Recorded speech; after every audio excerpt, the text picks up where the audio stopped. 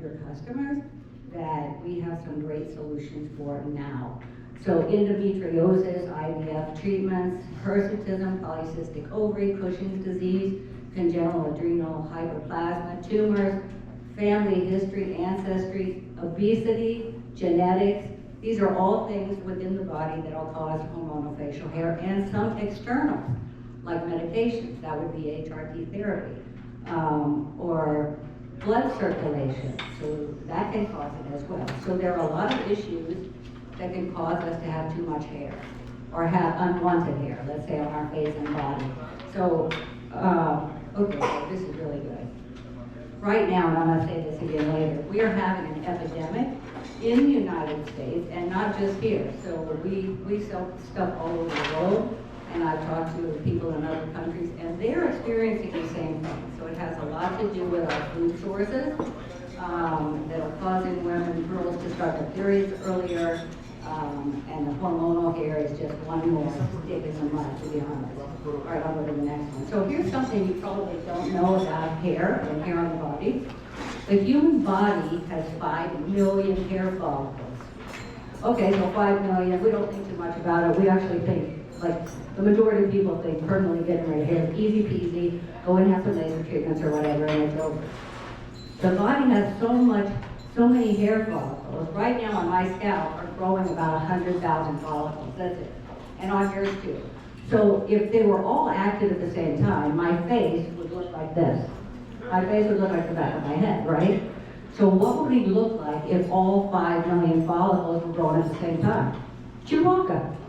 That's exactly what we look like. It's not a joke, you guys.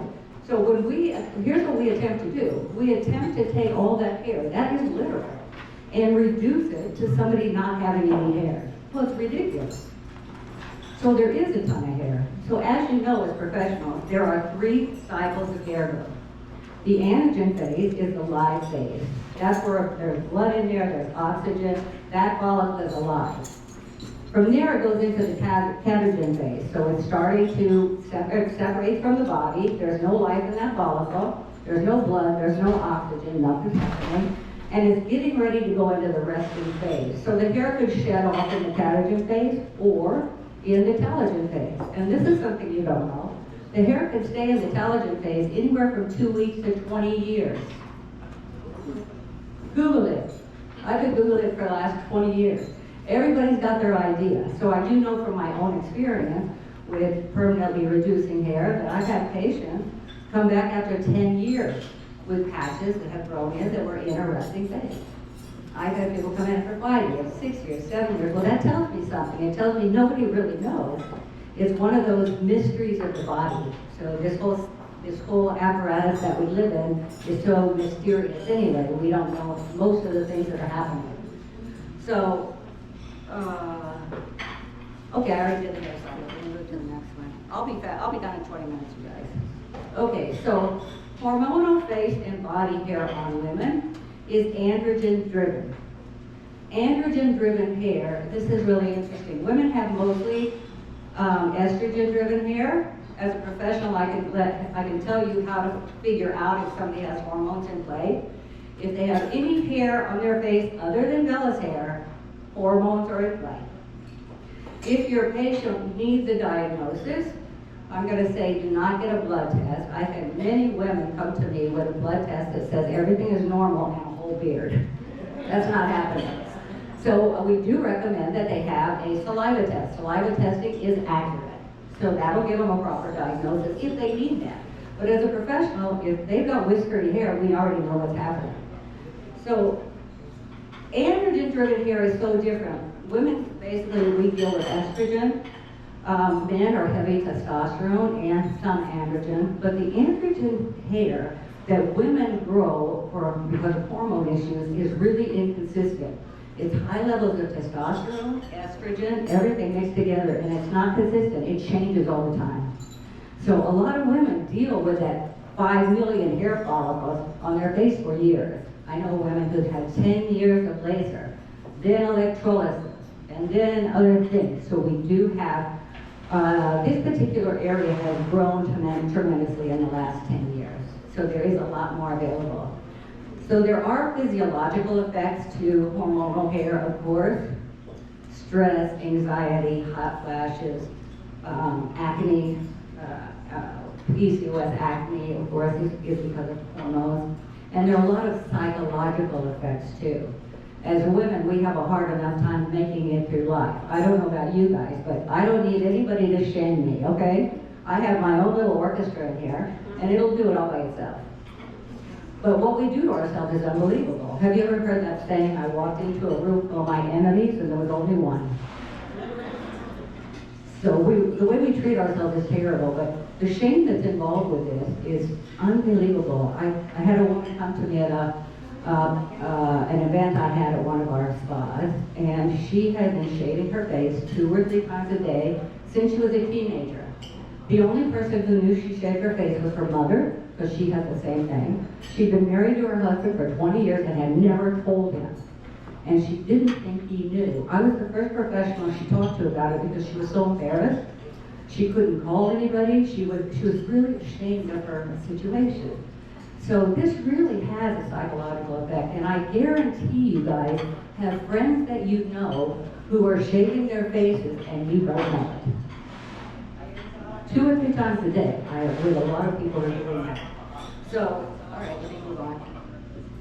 Okay, so we have 5 modalities for permanent hair removal. As you know, we have laser. Laser uses a laser beam. It heats up the melanin that's in the hair follicle. It burns the base of the follicle. It scars over, and that's what keeps the hair from growing. IPL is a scattered light beam.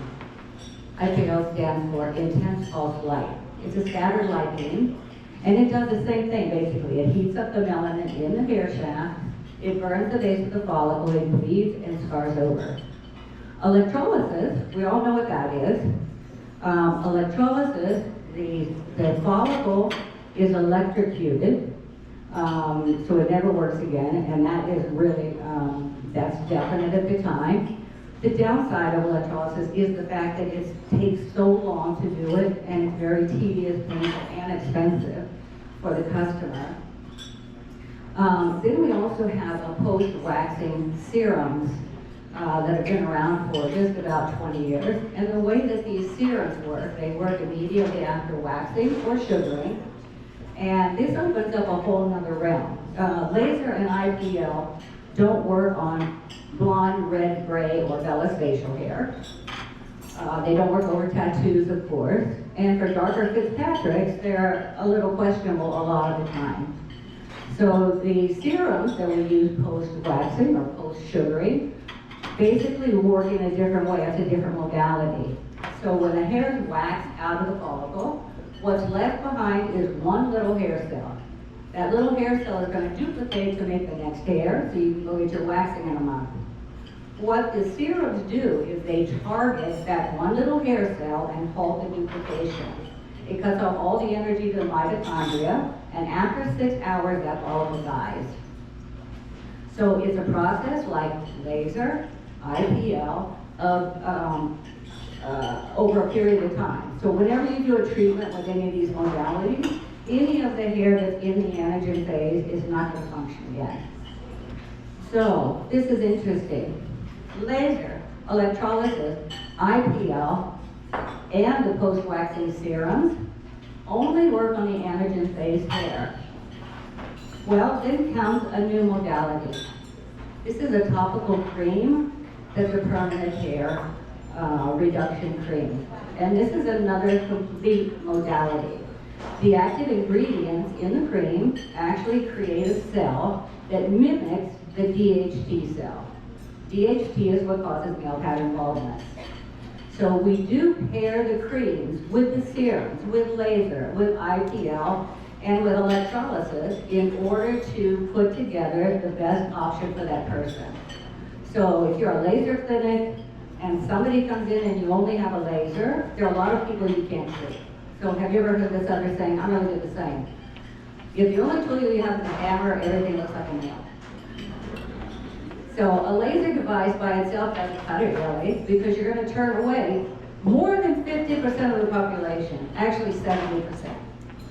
you're gonna turn those people away. So in 2025, we're using all of these options together. It's been short, 2025, but that is what's happening. So we're using all of these modalities together for you to give your patients the best option possible. Some people want to get laser, they come in and get laser, and they feel like they got rid of it. We hear a lot of times, I had laser and it didn't work, or my hair came back. IPL the same. Every treatment, and some people do it, they feel like it's home blocked, like 100%. So the reduction is difficult, and hormonal facial hair is the hardest. So with every single modality, we suggest adding the topical cream that deposits the DHT cell. So while the permanent treatments are permanently getting rid of the follicles, the cream is gradually putting that DHT molecule in the area you're treating to create male pattern baldness. So it's just a big change for all of us. Combining modalities, okay, I already covered this. So there's a bunch of, there are lots of options. I say the more options we have as professionals, the better. And managing hormonal facial hair is possible now. It has not been possible up to now.